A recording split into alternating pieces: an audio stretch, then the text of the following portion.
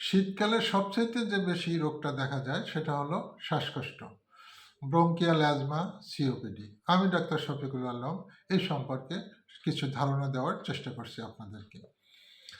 Asthma বলতে কি বোঝায়? সাধারণত দেখা যায় যে যখন শ্বাসকষ্ট অর্থাৎ দম নিতে সমস্যা হয়, নিতে ছাড়তে সমস্যা হয়, এটাকে আমরা সাধারণত অ্যাজমা বলে থাকি। এই অ্যাজমা কাদের হয়? বয়স্ক মানুষদের বেশি হয়, আর স্কুল গোয়িং চিলড্রেন যে কোনো বয়সে হতে পারে, তবে সাধারণত বয়স্কদের বেশি হয়। কারণটা কি? কারণ কয়েকটা আছে, তার মধ্যে একটা হলো বংশীয় কারণ আর একটা এনভায়রনমেন্টাল কারণ, আর একটা হার্ট কারণও হতে পারে।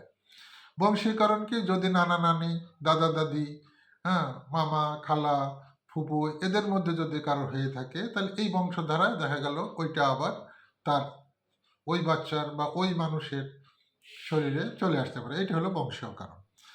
এই বংশীয় কারণ যাদের আছে তাদের সাধারণত এই অ্যাজমা ভালো হয় না, তবে চিকিৎসা করে এটাকে কন্ট্রোল রাখা যায়।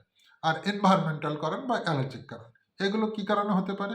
হতে পারে যদি এমন হয় যে ধুলা বালি, ধোঁয়া, তারপর এয়ার পলিউশন, এই সমস্ত পরাগ রেণু, ফুলের পরাগ রেণু, তারপরে অনেক সময় কারখানায় চাকরি করা অনেকে, মিল কলকারখানায় চাকরি করে, সেখানে ধোঁয়া ধুলাবালি, এই কারণেও অ্যালার্জিক হতে পারে। এই কারণ। আর এছাড়া হতে পারে হার্টের কারণে কিন্তু অ্যাজমা হতে পারে। তো সুতরাং শুধু ফুসফুসের কারণেই যে হবে এমন কোনো কথা না। অনেক সময় পা ফুলে থাকতে পারে, শ্বাসকষ্ট হতে পারে। সেক্ষেত্রে আমরা শুধু ওই ফুসফুসের অ্যালার্জি মনে করে বা ফুসফুসের অ্যাজমা মনে করে আমরা কিন্তু বসে থাকতে পারি না। সঙ্গে সঙ্গে হার্টের কারণেও যদি হতে হয়, তাহলে অবশ্যই আমাদের হাসপাতালে ডাক্তারের পরামর্শ নিতে হবে। আচ্ছা, কি কি সিমটম হতে পারে? সর্দি হতে পারে, কাশি হতে পারে, জ্বর হতে পারে, আর শ্বাসকষ্ট তো বললামই। বুকের মধ্যে শাঁসা করতে পারে, এই ধরনের হতে পারে। তাহলে চিকিৎসা কি? চিকিৎসা হলো সাধারণত দেখা যায় যে যে সমস্ত কাজগুলো করলে আমাদের এই শ্বাসকষ্ট হয় সেগুলো অ্যাভয়েড করা। ১ নম্বর কি বলা যেতে পারে? যে যারা মোটা, ওবেসিটি, ওবেস পারসন মোটা, এই মোটা মানুষের বেশি হয়, তাহলে এটা ওজন কমাইতে হবে, মোটা একটু চিকন হতে হবে। আর এছাড়া কিছু কিছু খাবার আছে, যেমন হাঁসের মাংস, হাঁসের ডিম, ইলিশ মাছ, চিংড়ি মাছ, এগুলোর কারণেও কিন্তু শ্বাসকষ্ট হতে পারে। তো সেগুলো এগুলো অ্যাভয়েড করতে হবে। আচ্ছা, এছাড়া কি আরো ধূমপানেও হতে পারে, এগুলো আমাদের করতে হবে, অ্যাভয়েড করতে হবে। অনেক সময় গায়ে ঘাম, আমরা অনেকে গায়ে ঘাম না মুছে সঙ্গে সঙ্গে দেখা গেল ফ্যানের নিচে ফ্যান চালাই দিয়ে করি, সেতে গায়ে ঘামটা ওইটা আবার শুকায় গায়ে, তো ওখান থেকে আবার শ্বাসকষ্ট হতে পারে। এছাড়া অনেকের সাইনোসাইটিস আছে, সাইনোসাইটিস, সেটা চিকিৎসা করতে হবে।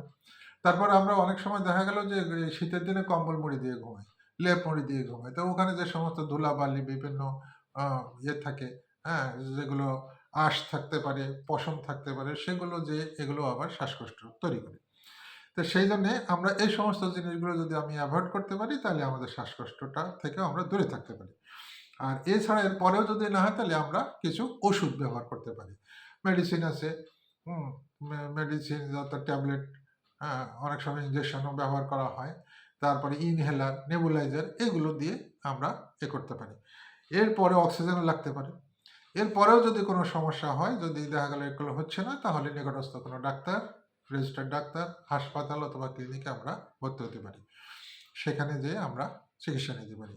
আর একটু সাবধান থাকতে হবে যে অনেক সময় হার্টের কারণেও হতে পারে শ্বাসকষ্ট। তো এটা তো দেখার জন্যে আসলে ডাক্তার ছাড়া এটা বুঝতে পারবে না। তো সুতরাং আমরা এটাকে অবহেলা না করে আমরা সঙ্গে সঙ্গে ডাক্তারের শরণাপন্নর জন্য হই। এই জন্যে আমাদের এখন থেকে অ্যালার্ট হতে হবে। ধন্যবাদ সবাইকে। আমি ডাক্তার শফিকুল আলম। যদি কখনো প্রয়োজন হয় আমার সাথে যোগাযোগ করতে পারেন। আমার মোবাইল নাম্বার 017126064778। ধন্যবাদ সবাইকে।